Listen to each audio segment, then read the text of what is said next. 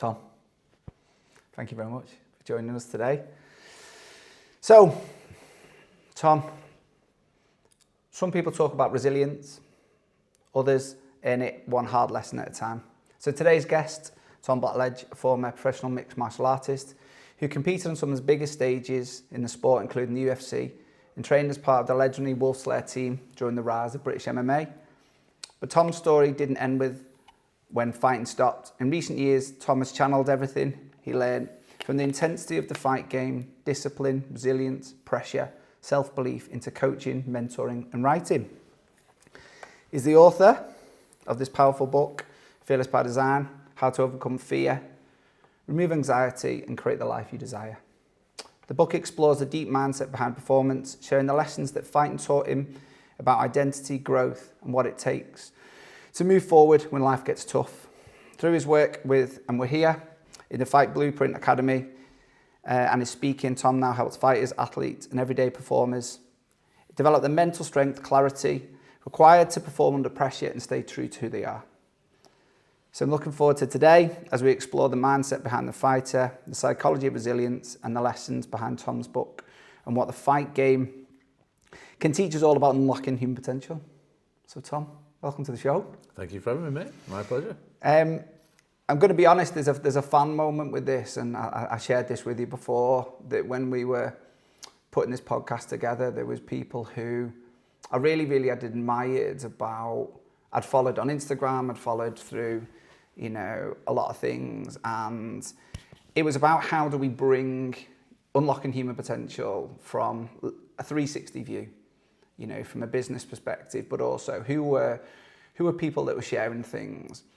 And I had a list of 10 people that were going, do you know what? It'd be dream to get them on. And you were actually on the first 10. So This is a real privilege today. Well, that's lovely to hear, thank you very much.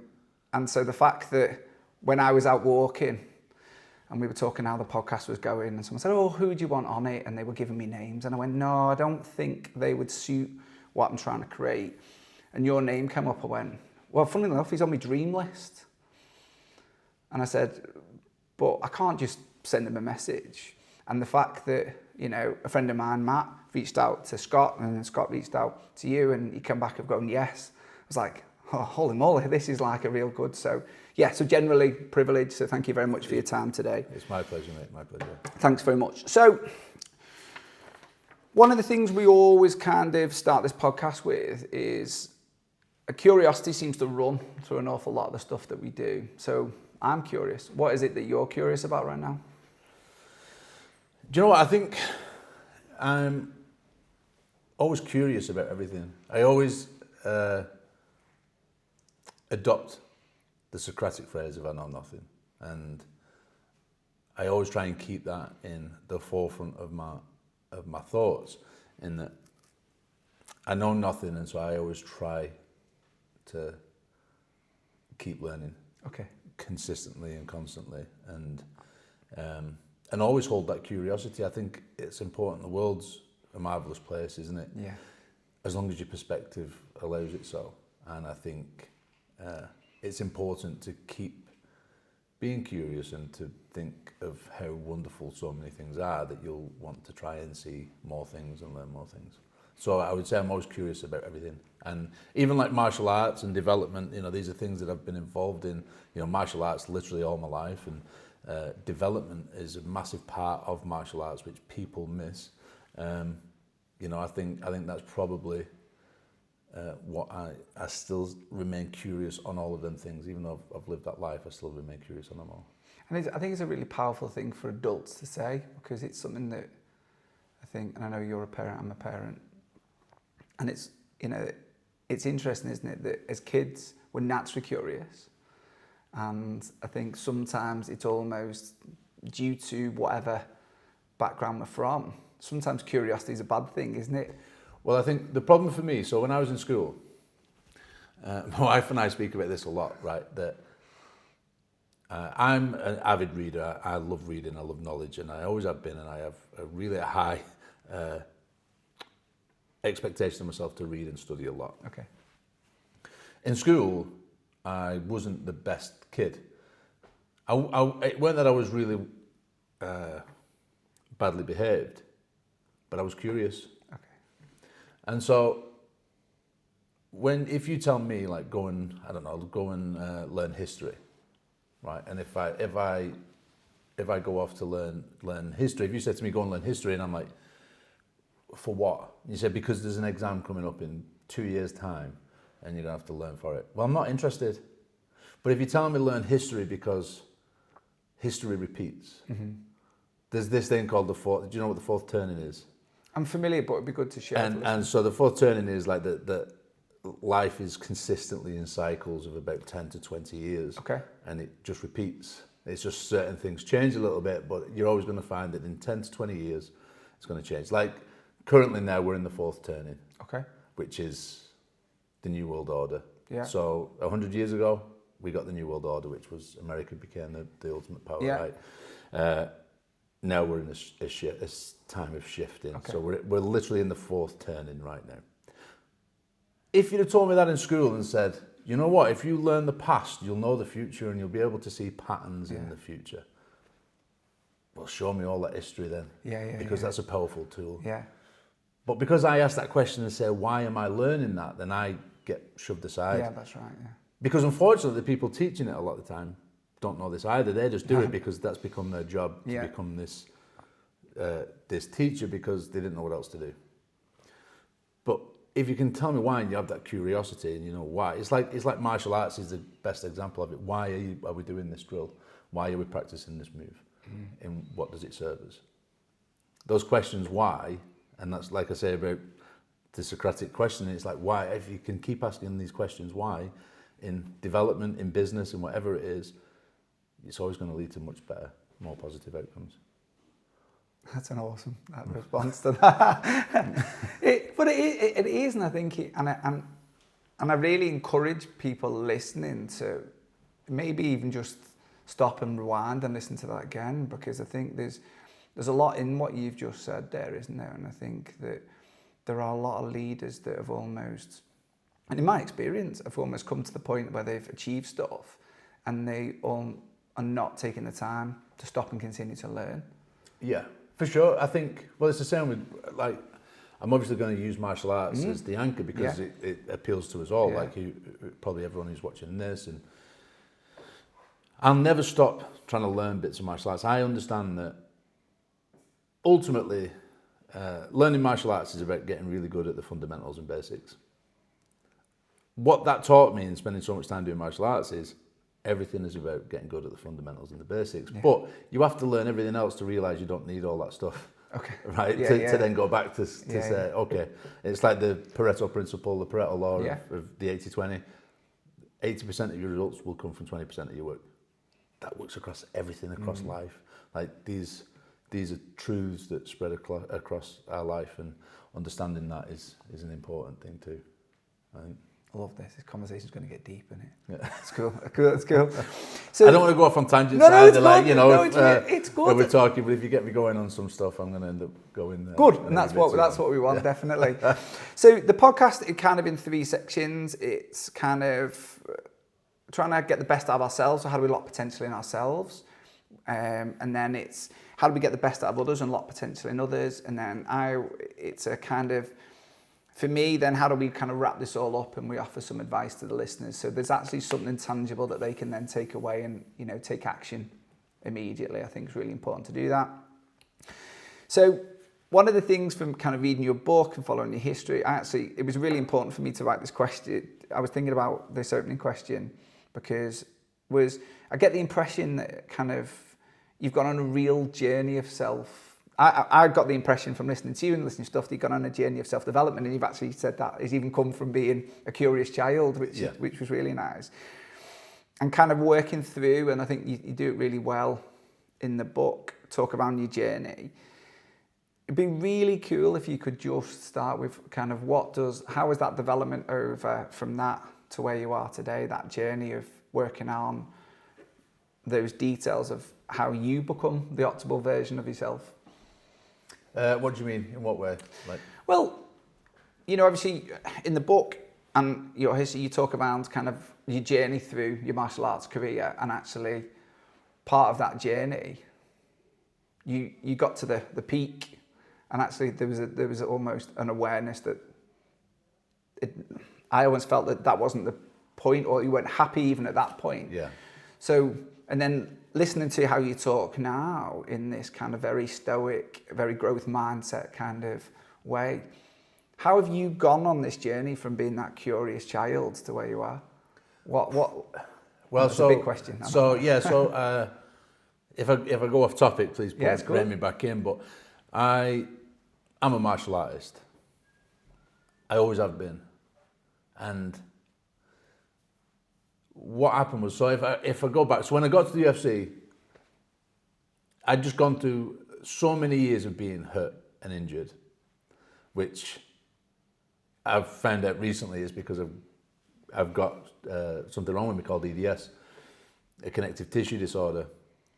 So in hindsight, I look back and I'm like, oh, right, okay, it makes sense now why I was hurt all the time, why I got injured all the time. But I was a martial artist from being a kid. But I was a martial artist in what a lot of people miss, in that being a martial artist and Bushido and Budo is all about the encompassing of everything. It's not just about fighting, it's about development of yourself and the spirituality of it all, and being a good person and being a protector. And that was the ethos that I've always lived my life by. Through my journey, my ego, like we all go through, my ego took over a little bit on part of that journey. And I weren't being my true self, I was acting as the egoic self. And I took the label of a fighter, and I thought, that's who I am. I am this fighter. I'm the guy who's fought in the UFC. I'm one of the first guys in the UK to fight in the UFC. I'm a fighter, and I thought, that's my persona, that's who I am. For a little while, I fell into that trap. And I got to the UFC because I thought that was my goal. I couldn't wait to get to this mountaintop and be like, look at this, look at me. And then I got there and it was empty. It didn't feel... But that wasn't my goal. That wasn't my actual goal. My goal was to be a martial artist and to grow and develop all this time. And I found through all the things that I've achieved and all the goals that I've hit, the goal, I'm sure we'll probably touch on this, goals are extremely important, but they were never the thing that fulfilled me the same. And so I was just this understanding that I'm a martial artist and that is part of my persona, but a fighter was more about the ego and about being seen. And so I went through the struggle then of, when I retired, I had to retire. I got a fracture on my neck and had to retire, and I had issues all the time through my fighting career with it. But I was linked egoically to being this fighter, and when it came time to not a fighter, then I'm like, well, who am I? Yeah. Who am I now? And I just had this empty feeling of, well, I don't know what I am. Really. Right, okay. And I think that's something there that I've spoke with a lot of people, athletes, rugby players, footballers, everyone. When we associate something to us, we think that that's our worth, and we don't realise that it's far from it. It's just a label that we stick on ourselves. An identity, which there's a word that kind of goes through my head. There's an identity of when you are fighting, that's who you are. Yeah. And then is there an element around the ego is being fed by their identity, and then all of a sudden, like you say, your identity, because it's like... Well, it's taken away, It's taken away. Yeah, there's not... You aren't... As soon as that isn't there anymore, then you go, well, if I'm not this fighter, and then people think I'm this fighter, and then I'm not, and who am I, and what's my worth, and what's my value, and what do I provide? No. Do you mind just exploring what that was like for you, to sharing that moment? I mean, I think it was an ongoing journey, really. Okay. And delving deep and realising that's not who you are is extremely important. Realising that you aren't just this person. Like, we have so many cycles in our life. If we allow ourselves to, and we keep growing and keep asking questions, that we realise that there's just stages and phases of your life. Like, it's really strange. Like, I look back at some of my fights and I'm like, I don't know who that person is, because that's not me. I don't. We just have these experiences that add to probably our knowledge and and if we can use them to help other people and teach from them moments, then that's inherently that's their value, isn't it? In them experiences. And during that, are you comfortable keep exploring this? Oh, you talk about it. I think it's important, the reason being, because I think that a lot of people do have these moments in their lives that, their identity can change. If they lose a job, or they don't get a job, or like you said, from an athletic perspective, the problem with being an athlete is that sometimes your body is the reason why we have to stop, or age. So that almost becomes this other chapter in your life which you need to start writing. Yeah. When you were going through that moment, is that something you had to work through yourself, or is that something that you who did you go to in those moments to help go through that? Well, myself, really. Obviously, my wife is my best friend. I trust her with everything. Nice. We speak a lot, and she does nothing but support everything that I've ever done. So there was. It's a difficult time, but again, in hindsight, you look back and some of the hardest times are the best times. Yeah. It's the Nietzschean phrase of amor fati, for the love of fate. It's like understanding these moments that you go through, these difficult times, they're meant for you. They're yours to own and to see through and to go through. And in hindsight, they're really important. Yeah. They're really important. My best lessons were them. There's times I look back of extreme hardships and I'm like, these were the moments where I learned, Marcus Aurelius says, don't just speak of your philosophy, embody it. You've got to be that person that you want to be. Like, I obviously refer to Stoicism a lot because it's given me a lot of solace in my life. It's given me a lot of strength in my life. It's given me the opportunity to respond to moments in ways that have served me extremely well. So I'll refer to Stoicism a lot because it's probably the philosophy that I embody the most. I wouldn't say I was a Stoic, and I don't follow it dogmatically, but I try to employ as much of that philosophy as I can. Really nice, yeah.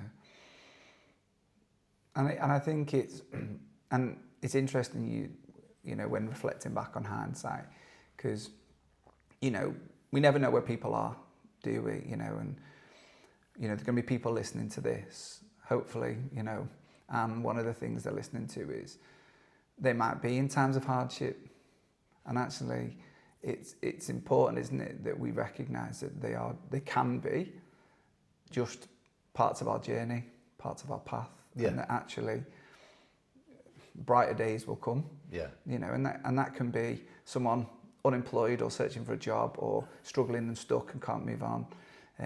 It could be in pain or injured. It could be lots of different reasons why people could feel the world's tough at the moment for them. For those then who potentially are listening, that are having those times, is that something you would kind of encourage people to do, to go and read some of the Stoic stuff? It's not that I would necessarily say go and read Stoicism as such, because I think some of it is quite difficult. If you've never read philosophy before, it can be quite difficult, to get into. And I feel like that's part of what, using Stoicism in the book and in ways that I can work in the philosophies without having this barrier, really, a barrier for entry, and I try and I reference where it'll come from, but try and be applicable to actual real life situations and modern day situations. I do think Stoicism is an excellent philosophy. I think it's phenomenal.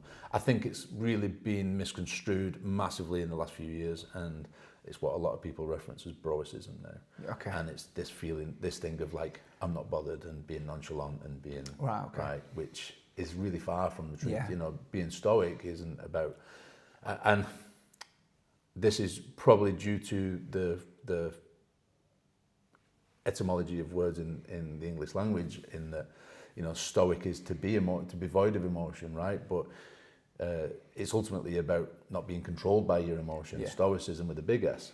But the word Stoic that we use in English is about being void of emotion and just stoic and that's it. So understanding the differences between them, like a man who employs or a woman who employs stoicism isn't about not having emotion, far from it. You read Marcus Aurelius' Meditations, and this is the most powerful man in the world at the time, and he's poured his heart out and talking about love and affection and fears and judgments and all of these things.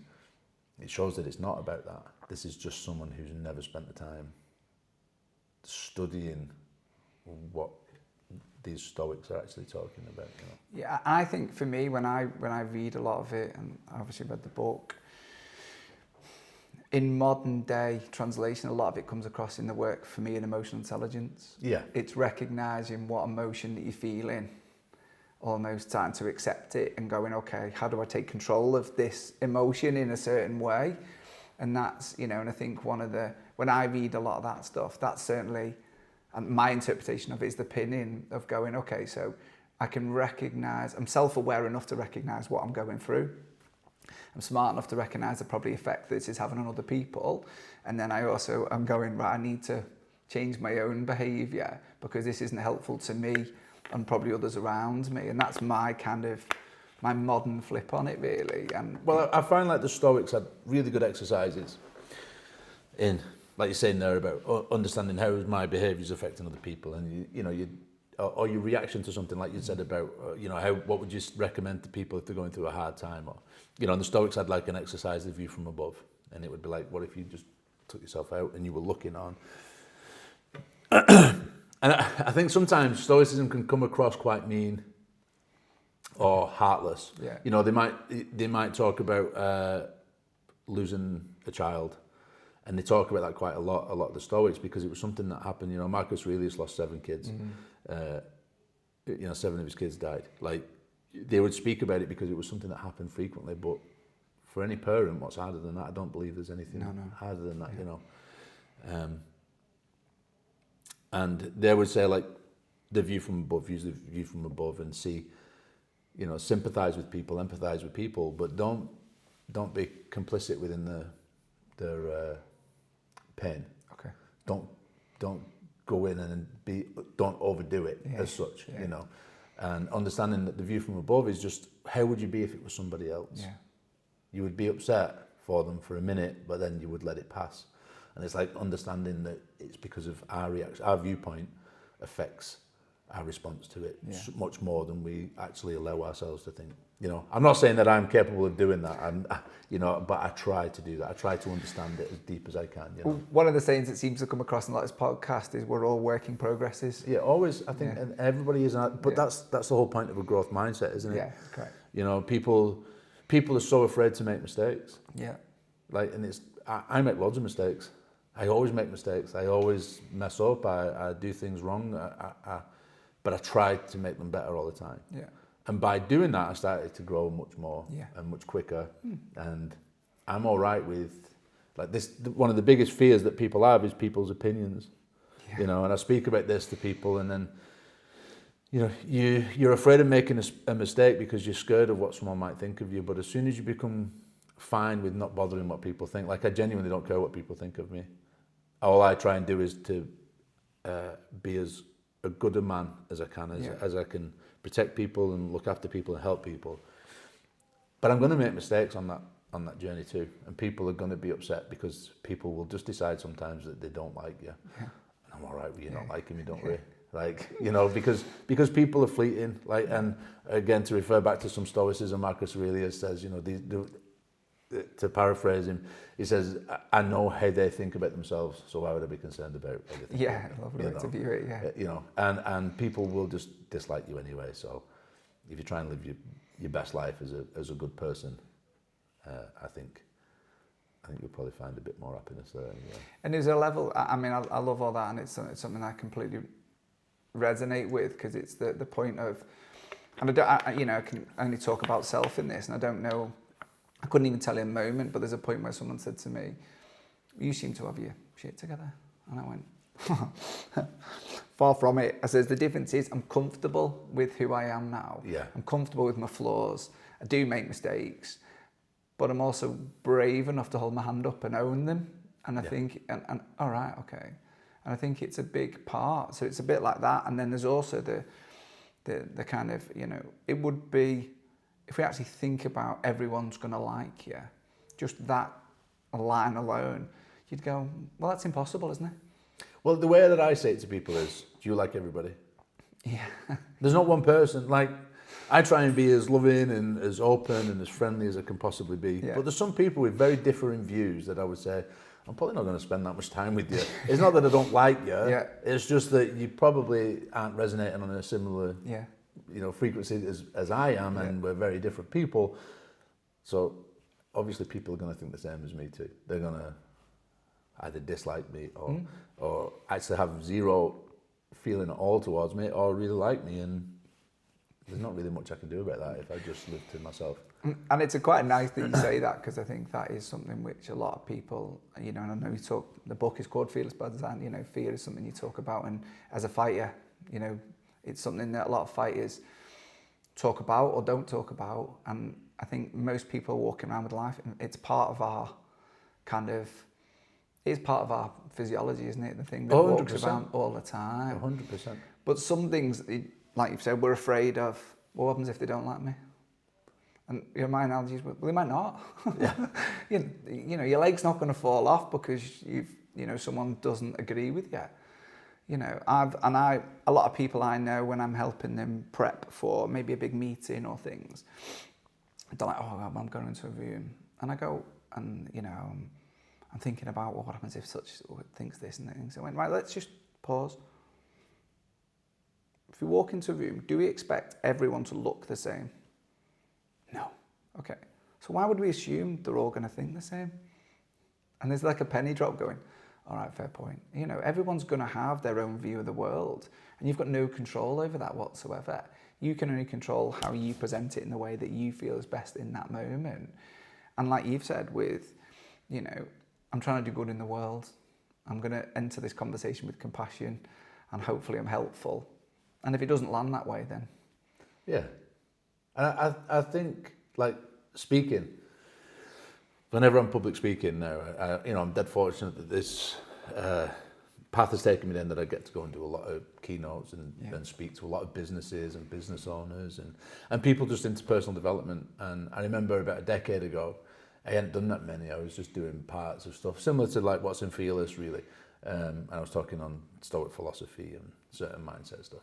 And I'd done this talk. I was speaking to maybe a room of like 50 people or something like this. It weren't a massive room.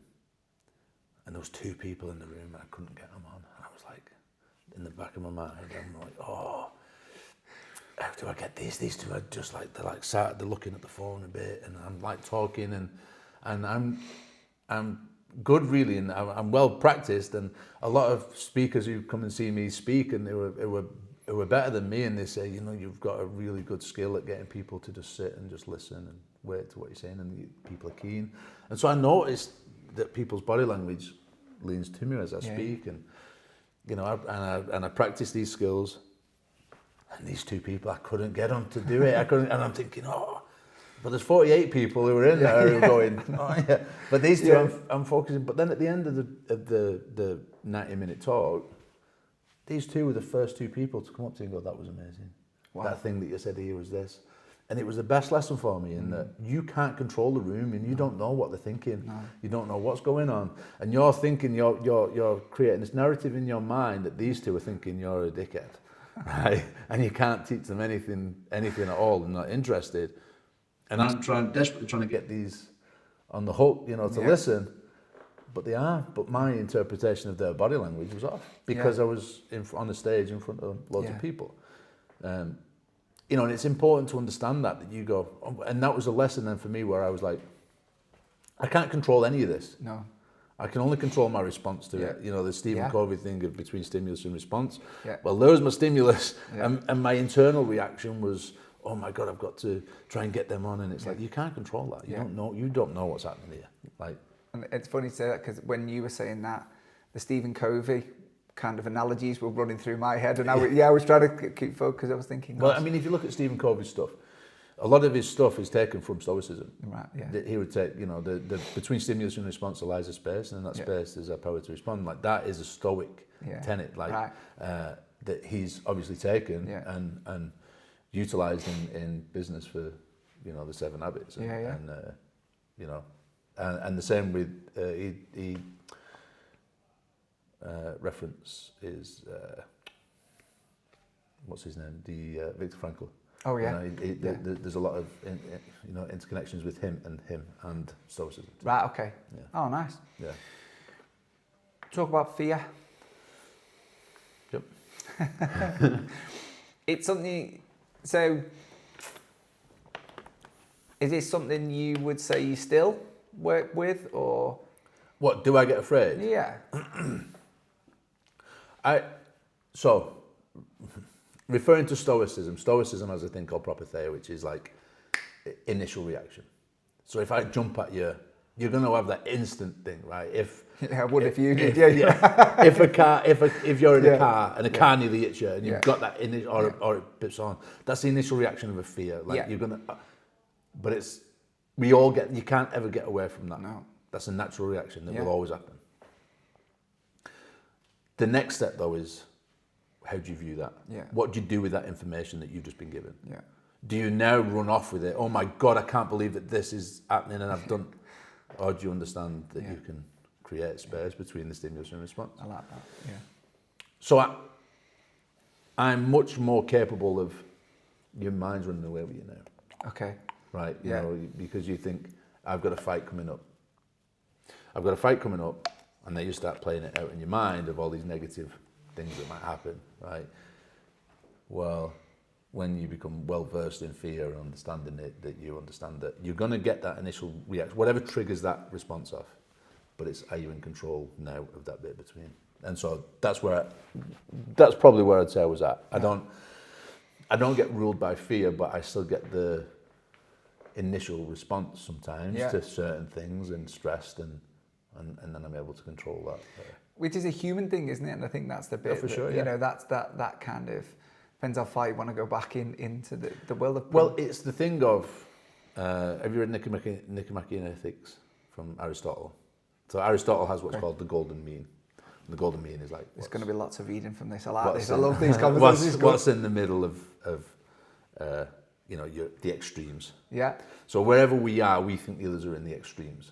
And this is something that people miss. And it's like you can be courageous, if that's a golden mean, being courageous, facing fear and still acting. Well, across from that is reckless. Okay. Right? If you aren't feeling any fear, then you're being reckless, aren't you? You're rushing in, or you're being a coward. Yeah. Right? And you're cowardice and you're cowering away and you're fearful. But in the middle, in that golden mean of that fear, you're going to feel it and be courageous that you can push through. And it's usually like that kind of measurement is, I always find the golden mean is a very good, it's a nice very good measure. I like that. It's the bit of what is normal.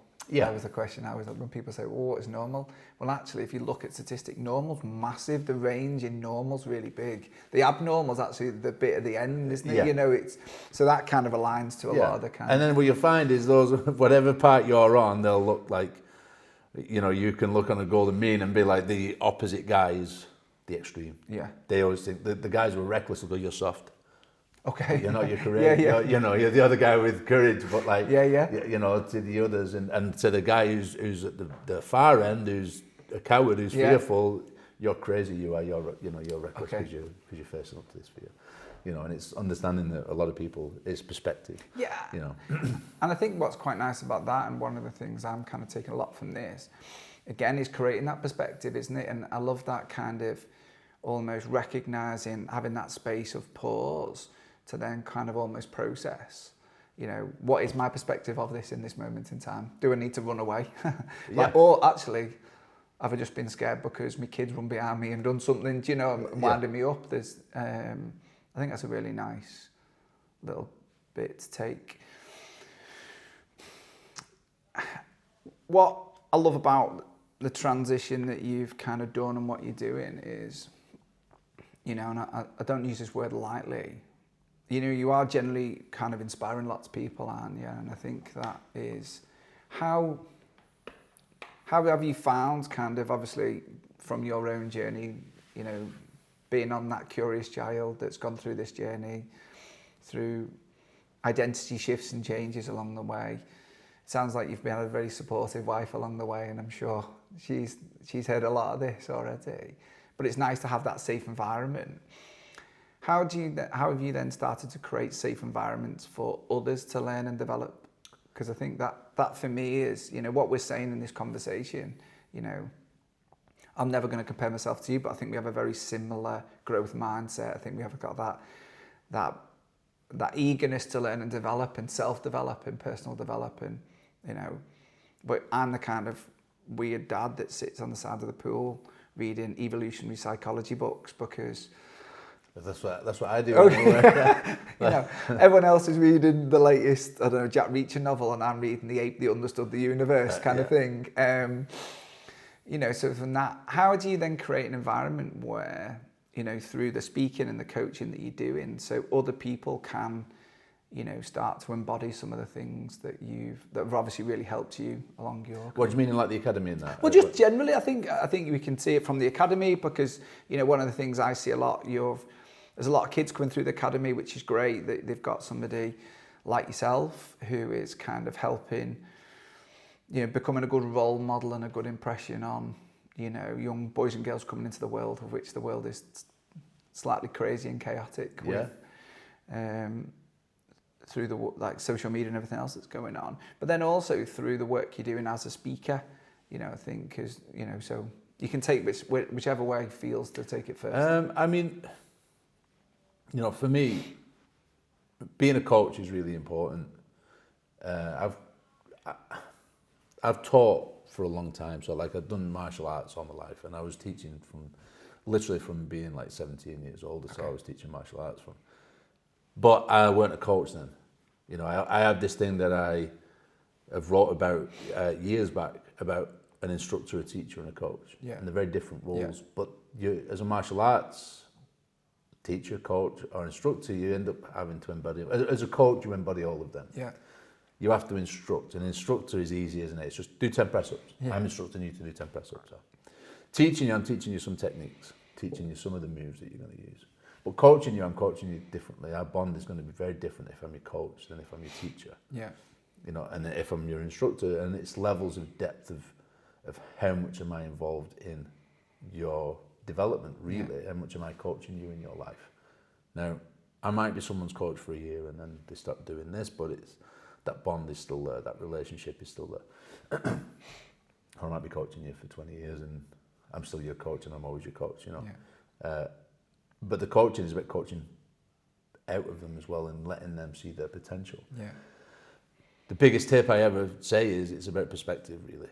You change the way you look at things, the things you look at change.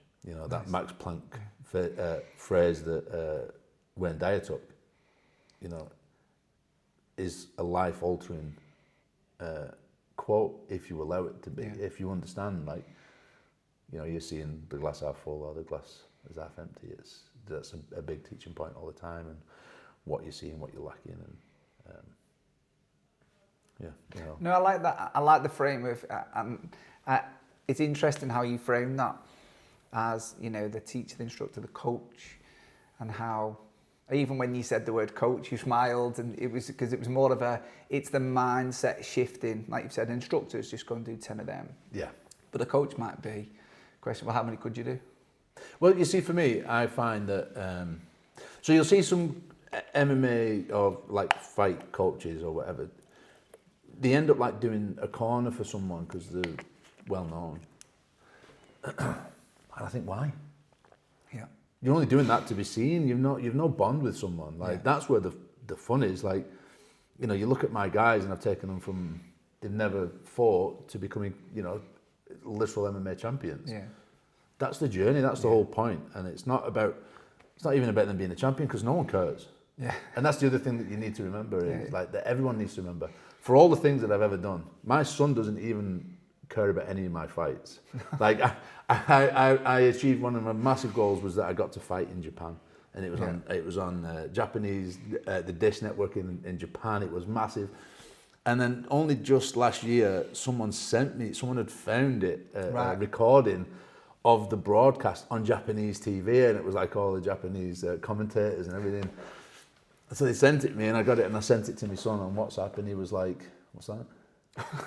Right? He's not asked, and he's proud of me. I know he's proud of me as his dad, but it's like your own son's not asked, really. No one's bothered. Yeah. And yet you're living so fearful from these things anyway, like thinking, "Oh my God, what's someone's going to judge me about?" No one cares, mate. They'll just carry on. They'll worry about themselves. Yeah. You know. But then you see these things, and I think, why are you on the? Why do you want to be seen to do this? That's not the important bit. The important bit is the person who's there, who you've helped mold and create, and obviously that's the thing for me for martial arts, is in the sensei. You know, the sensei and the student, and you're guiding someone, and you're helping them to realize their potential and to become who they are capable of being. And being a coach is difficult sometimes. I liken it to being a parent, and especially a father. I think if you've got, if you've got sons, people understand what I mean, and that we have to be harsh sometimes, and it hurts us.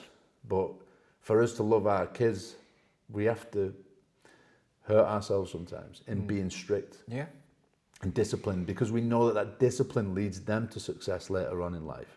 You know, that making them do the things that they don't want to do, we know that leads to better habits and to better outcomes for them. And yet at the time they hate us for it. And sometimes as a coach, that's what it's like. Like, I coach the kids, and everyone always says to me, "How come you coach the kids?" Well, because no gym's got a coach like to your, I don't mean this to sound arrogant, because I genuinely don't mean it in that way, but they don't say, like, a black belt lifelong martial artist teaching 7, 8, 9, 10-year-old kids. And I said the reason is because I can plant seeds. The seeds are planted in the class that they don't realise years and years later on. And then you see them in the life, and they might not even be doing martial arts anymore, but they're successful in the life, they're happy in the life, and it's just because them seeds what I planted, what I had the opportunity to plant, and tell them how good they were, and how if they can employ these growth mindsets and the things that they're exposed to will help them, and that's like probably the most rewarding thing for it. Plus they're dead funny as well, and they always call me names. So, so that's the real reason. Yeah, because they're funny, but. Yeah. But I took from that, it's interesting because the word coach, it's something that, it does have a different way of doing it. And even as a martial arts coach, you've not once really mentioned even technical. It was about what's the person inside, what's their potential, how do we get that out? And even then when you're talking about the kids, the smile, your body language, everything changed. You can really see it. And I get the impression from when you're talking like that actually that's the bit that keeps the fire in your belly going, is the fact of going, well, I get the opportunity to plant these seeds, and I don't know what, like we talked about control, we don't actually know what adults they're gonna become, but there's a part of you that hopes that what you're planting is then going to stick with them, isn't it? And especially I can assume in the way you deliver it as well. Yeah, and it's just telling these telling the stories and using the philosophies that I've learned, that these kids are gonna pick these little bits up, and don't get me wrong as well, we have the most amazing coaching staff here who help with the kids and that, and they're as deeply involved as I am. It's lovely. And it's amazing to see and to have this fun with them, and I'm really strict, I'm really disciplined with them, but like I said, they'll call me little names sometimes, and they'll joke, and I'll play with, I'll play and mess about and with them and things. But I'm strict too, and so are the other coaches when they need to be. And I just feel like that the environment is really important for them. But I sometimes think jiu-jitsu isn't. Now, I know you know jiu-jitsu, and I don't really have the kids compete that much because I don't like the environment. Okay. And I feel like, we're going to go off on a tangent here probably, and I'm curious as to your thoughts too. Now, martial arts I think is one of the best tools for development if it's done right. But I feel now that jiu-jitsu is becoming quite toxic. And I had a chat with two of my other friends, two black belts, just recently, they're from other areas. have clubs and things. And they're the same said the same to me. And he said, I don't want my daughter to go and compete. Right, okay. And I was like, all right, why is that then? And he said, because I find it really toxic. Right, okay. He said, I really don't like this thing of these kids competing in the way that they are. And I speak vocally about this anyway, so, and I have on social media. And you've got these coaches and these parents and they're shouting, yeah, do this, you know, snap it. And I'm like, they're 8-9-year-old kids. What are you on about? Yeah. Let them just, if you want them to compete, which I think is good, I think competition is good. I think having the kids face up to fear is good. I think having the kids face up to things that they think they might fail is good. That's important. It will help them if it's done right. Yeah. But if it's not done right, it'll suffocate them and they'll be terrified for the rest of their life. Yeah. And seeing these competitions now, you've got all these people shouting and screaming in a sports centre in wherever, in Ashton somewhere or something, right? And it's like as though it's something really important. I know. And they're forgetting what martial arts is about, you know. And the kids who are really good, they're having cameras following them around and filming them. And I'm like, you're a 10-year-old kid. No one cares if you're good at jiu-jitsu.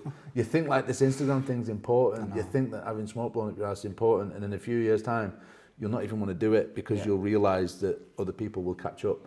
Because that's always what happens in any of the sports. You'll get the young kids at rugby who are the bigger ones who are finding it easy and they think they're great. And then when they start getting in against the kids who didn't have it so easy, the ones who develop resilience, these guys fire off usually and something gets in the way.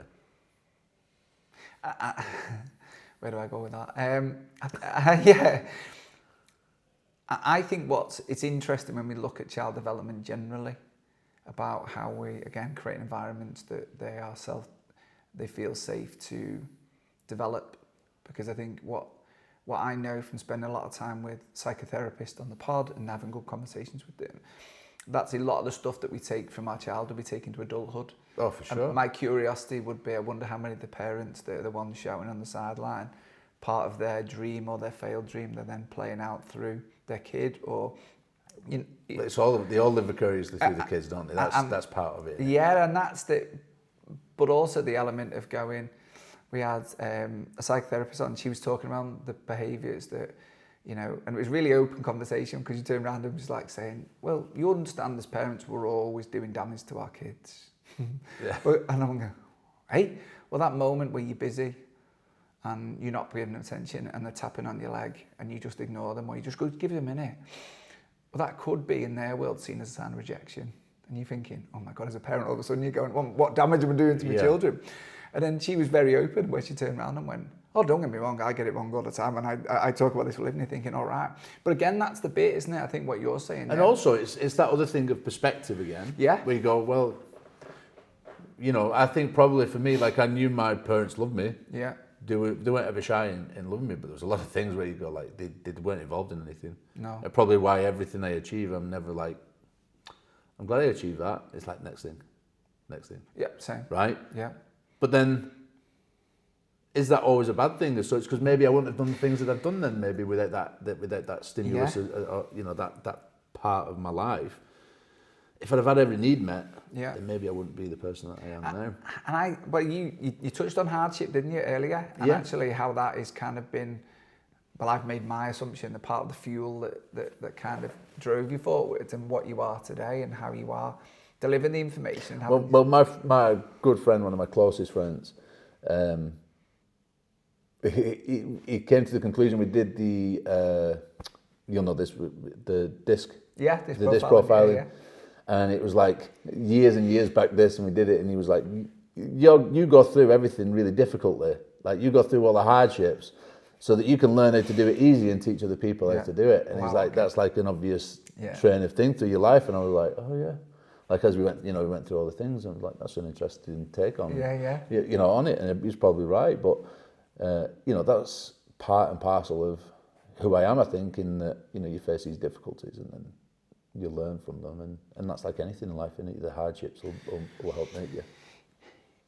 Yeah, but it's how you, and again, not here to blow smoke up, but one of the things I think that what I understand that you've taken, I think really good coaches do in whatever realm, they can take the information that they've learned, their experiences, but articulate it in a way to turn it into a lesson. Yeah, I think with that is I get told that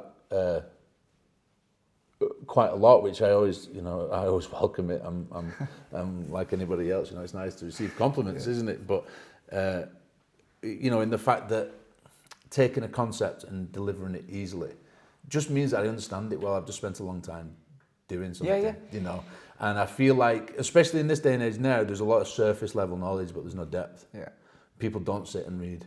People don't sit and learn and study and put into practice the things that they talk about. Like I always liken it to, I'll talk about, building work, DIY stuff. I'm pathetic, like ridiculously terrible at it, right?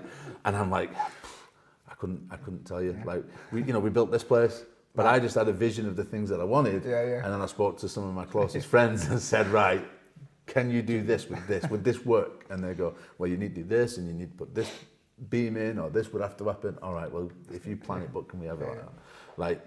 But I'm terrible at it, like really bad. But I haven't spent time learning, so I don't have that knowledge. Yeah.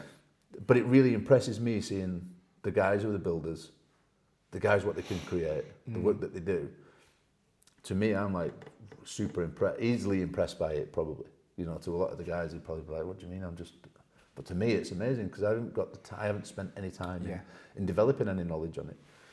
But the other things that I've spent time learning, if I'm on it, I'm on it. I'll like write books on it, and I'll spend that time, and I'm obsessive, possibly to a fault, to be honest. Okay. Like you say, I'm that guy who's on holiday, and I'm sat reading and making notes and going through like all these books. You have a note on holiday as well? Oh, yeah. I don't feel too bad now because I've got highlighters and everything. Oh, yeah. Like I'm, I scribble in all my books. I'm writing, I'm making notes on everything that is applicable, that will help me become a better coach and a better person and a better dad. And that's what I've really taken from today is that,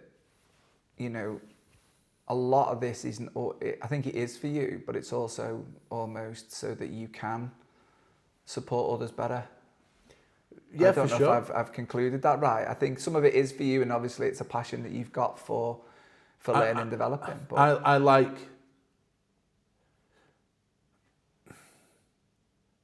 I like to help people feel better. I like to help people. I do like to help people. That's probably why I'm a coach, and was always probably my calling to a point. I think being able to help people when they're in pain or suffering is good. But sometimes it doesn't. Sometimes people will say you're a bit harsh. I'm a bit harsh, or because that's my interpretation of, I think that's what's probably going to serve them best.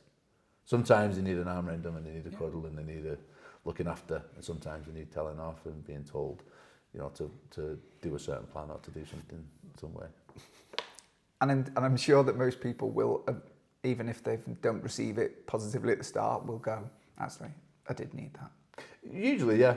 I think some people might never, I don't think that everyone is capable of receiving feedback. Okay. Sometimes I've been culpable of it. I've been a victim. Do you know what I mean? I've had that victim mindset and felt sorry for myself. Until at one point I realised you will never get anything. No one cares like you care about yourself. Yeah. Like, so you think it's all about you, and you're stuck in this self-pitying place. Instead of doing that, like we said before, take action. Yeah. Take action on something instead, and stop being in that place. But sometimes you can tell people that and they think you're being mean, but it's not being mean, it's not being harsh, it's just saying, if you take action, you won't have to feel that way anymore. And again, I think, the feedback's interesting, and it's probably not, it could be part two of the conversation, because I think it's a really, it's a topic that I certainly talk around a lot with leaders, is because it's how we deliver feedback. And again, are people open to receiving it? And the bit, the conclusion I always come to, it says if you're doing it from a good place and with compassion, and actually from a place that you want somebody to improve, then sometimes you have to deliver it with a little bit directness, don't you? Well, I think that's if you care, yeah.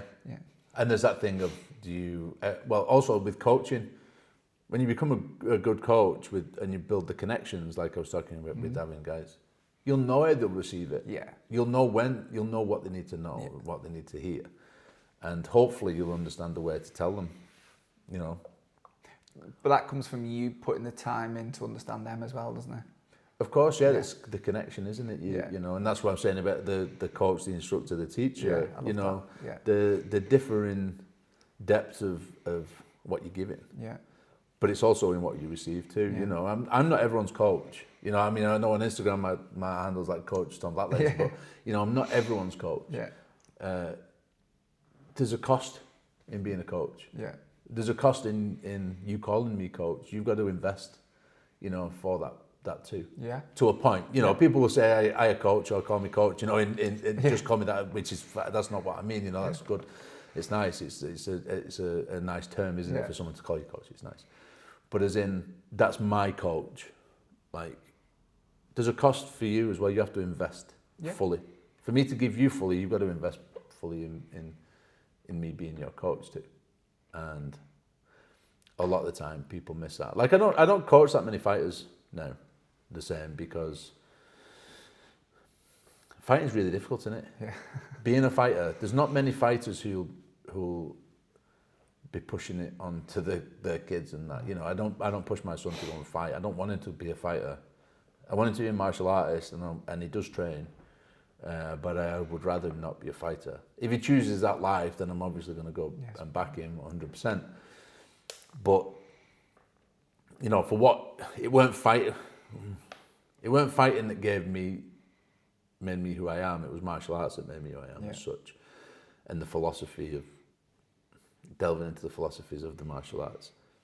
Fighting was a great tool for me to practice under pressure, to see what these things felt like, and to pressure test. If like for me originally, MMA weren't even called MMA when I did it. It weren't mixed martial arts when I first did it. It was no holds barred. You know, it weren't anything. Just go and practice your martial arts. Go and see, go and have a fight and see if it works. Yeah. See if what you've practiced works. And you know, like that's like some of my stuff on Instagram now is about that. You know, like where I said like this martial art is shit. It doesn't work. You know, and these guys are blaggers and they're pretending just to take money off people, or just to pretend that these are, you know, superhero martial arts teachers and things. I think when we're doing this, you know, when we're doing martial arts and doing these things, it's pressure tested, you know. But I don't think it has to be about fighting all the time. I don't think that martial arts has to be about fighting all the time, and the things that you practice doesn't have to be about fighting all the time.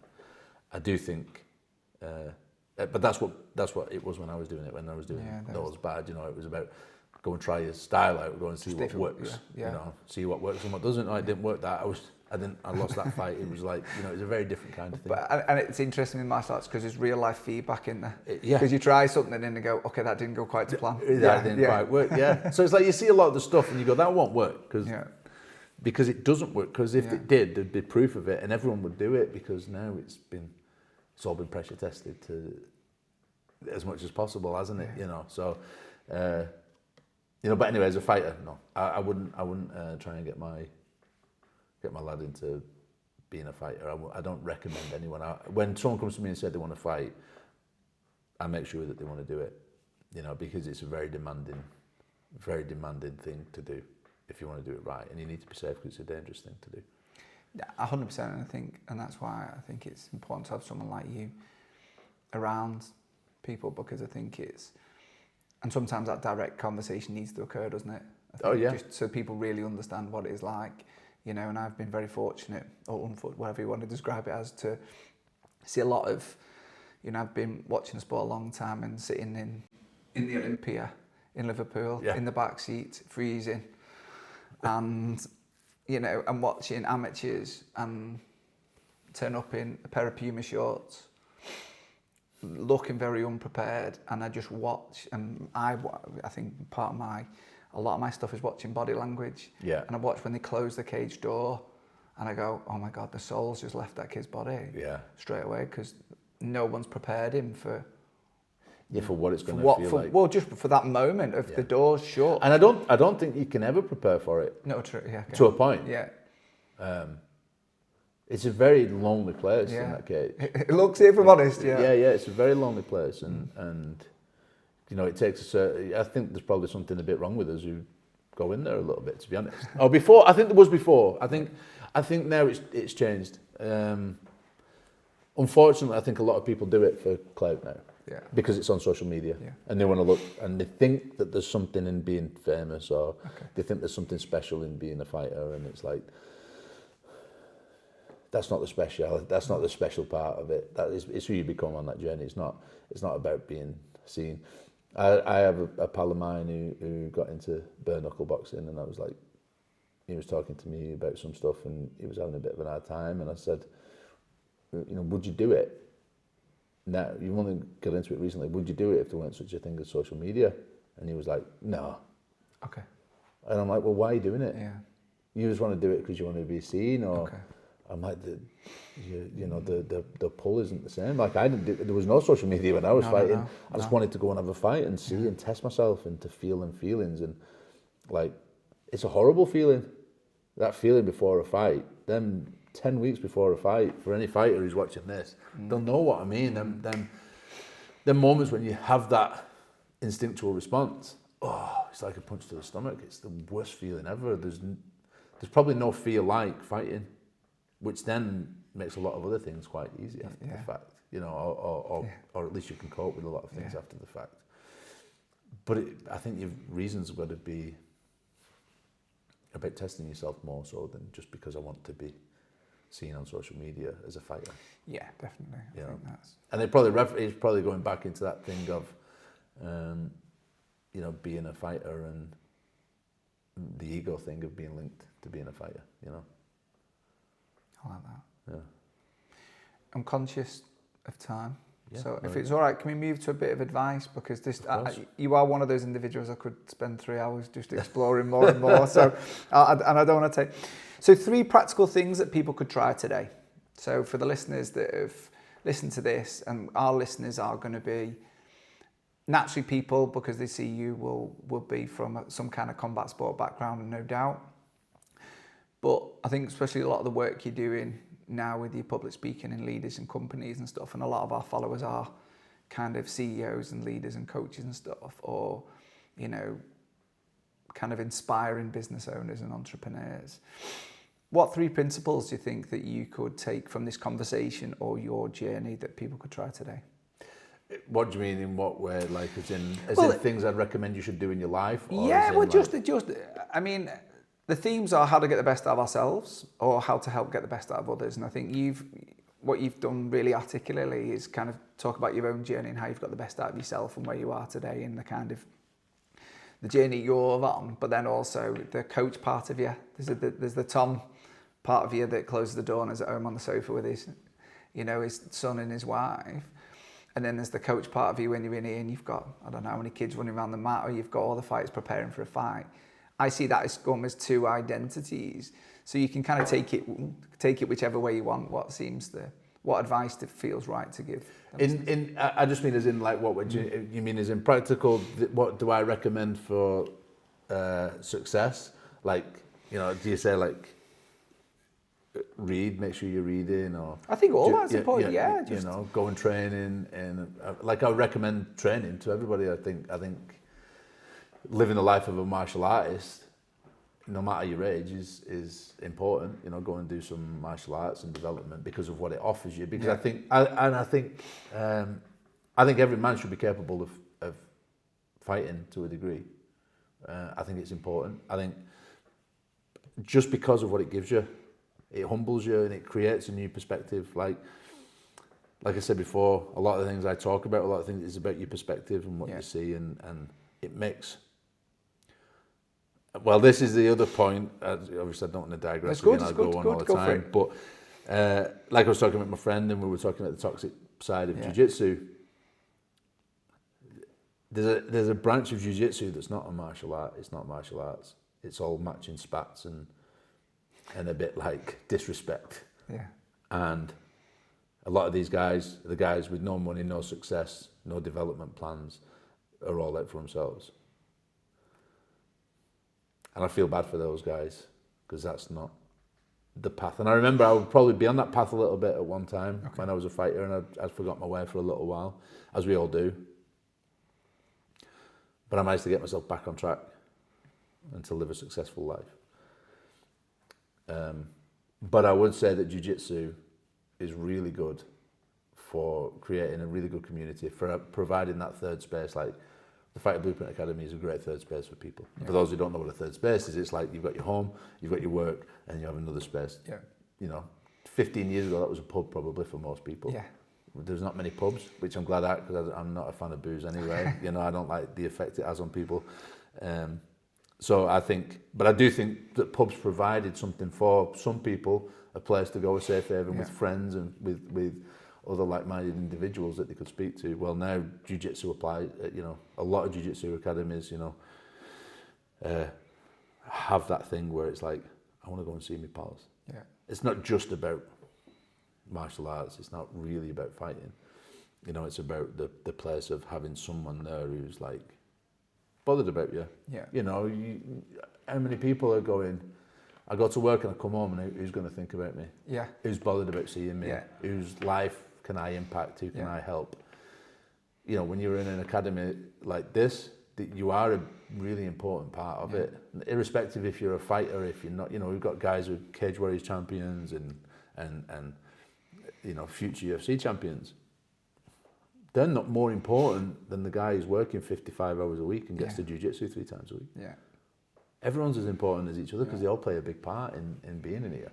And that's, you know, that's a really important thing.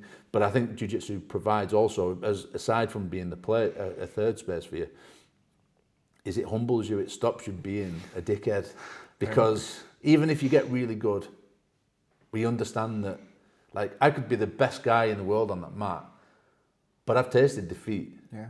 I know that there's sometimes mistakes happen, and it's like I always refer to a few of the lads in here, and I'm like, oh, you wouldn't like to have a fight with him, would you?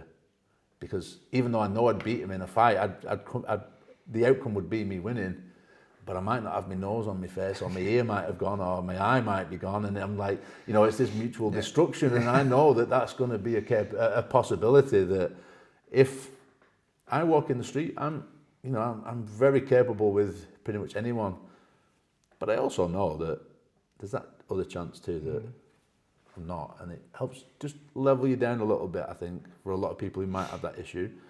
And not that I ever feel like that, but it's just, you know, I'm just saying it as a point. Yeah. Like the things of the people in the car, you know, you get road rage incidents, and it's proven that they're like that because they feel safe because they're encompassed in steel and a car, and they're like, yeah, you fucking dickhead, I'll kill you and all this, and then they open the door and they're still carrying on that aggression. And it's like, mate, you couldn't box eggs, what are you doing? You know, why are you trying to be this way? It's not important. Yeah. I think all that goes when you start training, because you realise how weak you actually are, how incapable you are. And it stops that silliness, that egoicness and that aggression. And it makes you a kinder person, it makes you a nicer person, because you understand that you know, you don't need to be that way. And I would certainly, and it's interesting because I'd certainly not probably call myself a martial artist, even though I've probably trained since I was 17. I still flitted on and out of it.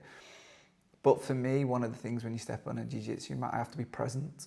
Yeah. And that's really powerful for me, because I think that's one of the best things. You can't be thinking about other things going on, because someone's trying to choke you and arm by you, and you're thinking, flipping heck, I need to be switched on here. And you're thinking about the things. So it's difficult to think of anything else other than what you're doing. Like I think martial arts and jiu-jitsu is a great tool for everybody to go and do. Just because, like you say, it doesn't matter how good you get at it. You don't have to be good at it. You just have to be able to. Oh, I'm glad you said that. But that's the thing, you know. You don't have to be amazing at it to enjoy it, do you? You've got to just realise that that's part of the journey, like, because it won't matter anyway. No, it doesn't matter how good you are. No. You know, whatever level you get to, it doesn't matter, because you're gonna end up losing them skills anyway. Oh yeah. In time, because you'll become old and incapable of doing it. So I would say martial arts. What 3 things you want to? Well, it can be. Yeah, there's quite a few. There's perspective. I think you used in there. You yeah. know, ability to find perspective. So I guess there's. I would say, read. Yeah. If I was going to say anything, read. We think our shit's unique until we read. Yeah. Right? And you see so many people have gone through the things that you're probably going through right now. You could read a book and they'll give you a lot of tips on how to cope with that problem. I think reading is probably one of the biggest things that I ever recommend to everybody, but not everyone sees it through. They think that they stop reading at 16 and then they don't read again, And I think, again, it's because the perspective is taught that they think they have to read in school. Yeah. And as soon as they leave school, they go, I'm not reading again. Or they're reading, I know teachers who have been they teach and they haven't read a book since being in university, and they've been a teacher for 20 odd years or something. And I think that's crazy. This is education. These books are experiences, and you can learn so much from it. I would always recommend people to read because there's so much out there. The key is just pick up a good book. That's a good book. It's a really good book. Get a good book. That you can find is easy towards your reading level. I love that because I'd never read a book from start to finish till I was 26. Yeah. I don't think I've put one down since. But for that reason, I found reading really struggling at school, and it was always ridiculed that you're dead slow at reading. So just adopted that persona and never read. And I remember telling my mum I'd read a book. She went, not from start to finish. You finished a book? Yeah. I went, yeah. And now, like you say. Well, that's the thing there. You're going on to the thing of you don't realise, and your mum wouldn't realise what a limiting belief she's implanting. No, exactly. You read a book. You don't read a book. Yeah, and but that was said with compassion. But that's what I mean. Yeah, they're not saying it to be mean, are they? A lot of the time, they're just saying it because they think that's. And it's that's why it's important. I'll say it with parents here sometimes, just be careful what you're saying because you don't realise you're planting seeds and it's I don't want to turn this into therapy, but she was also the person that when I passed my English exam, she said, you're lying. So when I ran with the GCSE, I went, oh, I've passed English. She went, you're lying, what did you really get?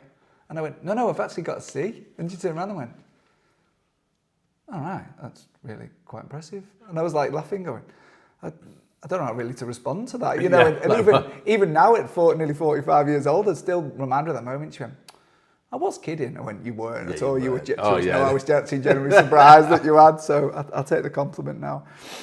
One principle you wish every leader, or you could put coach, understood? Go on, deepen. So what's the one thing that we talk really strong around coaching? So if we maybe stay on the coach thing, because I think a lot of leaders can use a coaching style. So what was one coaching tip or principle that you wish every coach understood? You might take that from what you've seen in poor coaching and wish they did something differently, or what's the one thing if you were developing a coach in your academy you would make sure they did?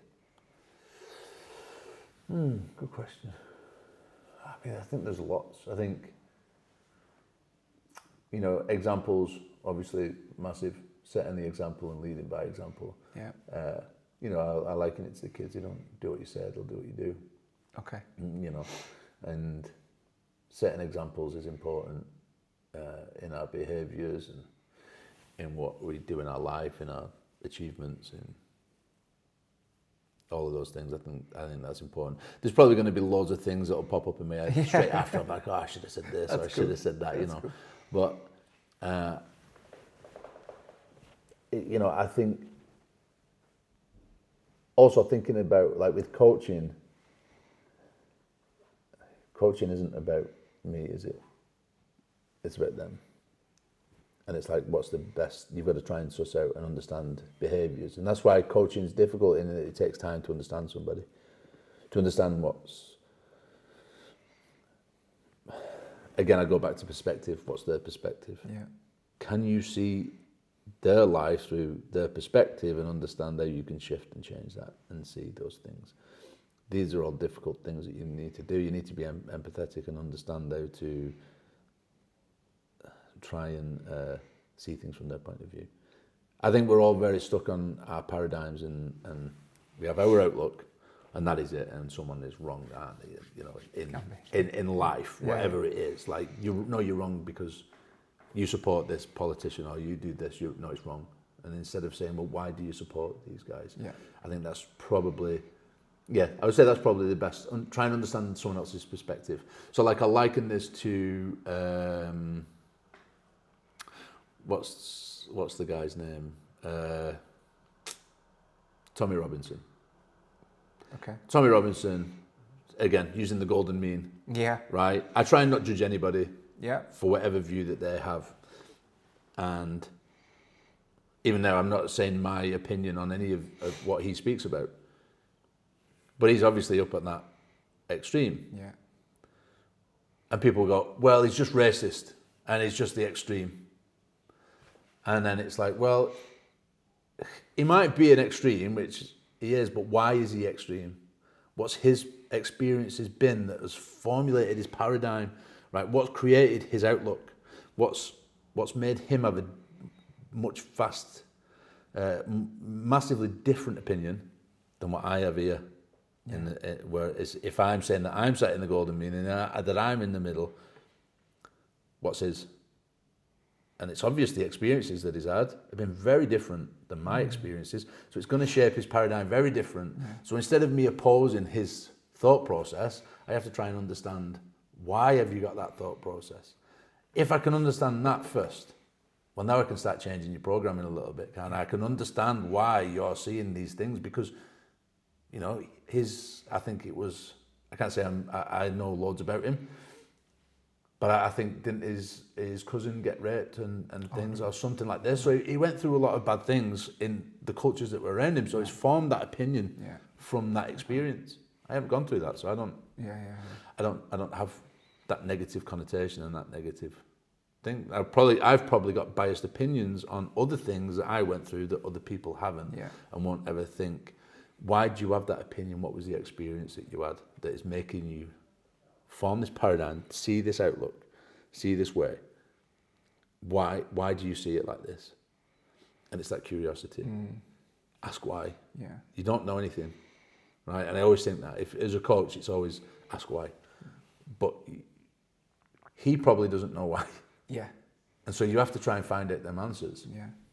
If you wanted to coach you, why? Ask why. And I always use that in everything. I always try and ask that question, why. I like that. And I think that can help you be a better coach to understand why they have these outlooks that they do. Awesome. We're nearly done, promise. Okay, last question. How do we turn some of this stuff? So what actions could people start to be taking to become, we can take this where we want, we've gone on lots of little details on this conversation. It's been brilliant, by the way, so thank you very much. What actions could we do? So it might be around curiosity, it might be around improving self, it might be, we talked around reading. Is there any other actions that we believe that people could start today? Well, reading is obviously one where I always say just read, because you'll find different. You'll start to see different perspectives, and it'll open up your mind to see different things, and understand. Just be curious. I will always recommend everyone just be curious. Understand and question, and question why. People, like I talked about the news, I eradicated any news out of my life, right? And I don't watch the news. I don't read a newspaper. No. I don't listen to the radio. And the odd time it leaks in, because you've no choice now. There's stuff everywhere, isn't there? Right? But I'm like, why do you want me to think that thought? Why are you trying to manipulate? And if you look at press, it's just gossip, isn't it? Yeah. You see this press, and when it's coming from different sides, it's the same story, but from a different perspective and told differently to try and manipulate your view so it suits the narrative, right? And I think, be curious why. Ask, why do you want me to think? If I say to you, like, such a body down the road, he's a bad guy, and it's like, well, why do you want me to think he's a bad guy? Yeah. Why is he a bad guy? What is it that he's done? What's the need? Why do you want me to have that opinion? If you question why someone wants you to have an opinion on something, usually it's because they're wanting to manipulate some outcome what suits their own need. I always think asking questions is always one of the things. I like that, and I guess that it links back to that moment of when we talked around fear of going, recognise it, pause, and then lean into the curiosity, isn't it? Yeah. So if someone wants you to, either you've developed opinion or someone's trying to share an opinion on you, sometimes have a pause moment to kind of take that moment to go, well, why do I feel like this? Yeah. I like and ask them. I always have this thing of yeah. like, I don't like we don't have gossip in it. Like that's, I don't read the news. I don't watch the news. Don't read the newspapers. But also here, it's like, don't gossip. If you gossip positively. Speak well of people when they're not here. You know, what's the reason that you need to be gossiping about someone? I like that. Just before we wrap up, is there anything else you want to share with our listeners? No. Thank you. Where can people follow you? Instagram, pretty much on all socials. I think it's just at Coach Tom Blackledge. Yeah. We'll stick all the things in the show notes. And that's it. And you can go to tomblackledge.com for the website, or fighterblueprint.com. If you want to learn fight stuff, you can go to fighterblueprint.com. Yeah. And that's like that's an instructional video series. Yeah. Okay. You can go on there and sign up to that, and there's like hundreds of videos on there, different nice, techniques. Or if you want to know about the academy, it's fighterblueprintacademy.com. Yeah, nice. We'll put all that in. And your book, we'll put the link for that. Yeah, all my books are on Amazon. Amazon and all good local bookshops. Yeah. And all that. What are you working on next? So I've been writing, the last few years I've been writing the next book. Nice. Which is still, we're still, I've probably got about 4 chapters left to finish, to formulate up. So not too long left, if I'm honest. But we'll see when. Have we got an exclusive date potentially? No date. It'll be this year. Okay, cool. It'll be this year. Like I said, it'll be the last few little chapters. What I need to just edit a little bit, and then I'll send it to an editor then, and then we'll see from them. But I think it's different in style than Fearless, but it's all the stuff like I think anyone who likes Fearless will like the book. I look forward to it. Is there any final challenge you'd like to set the audience? Read my book. No, read. Yeah, go and read. Just read. Yeah, it don't have to be my book, but I would just say just read. I think you'll open yourself up massively if you can just pick up a book and start reading. Love it. Tom, it's been a privilege. Thank you very much. My pleasure, mate. Thank you very much. Thank you.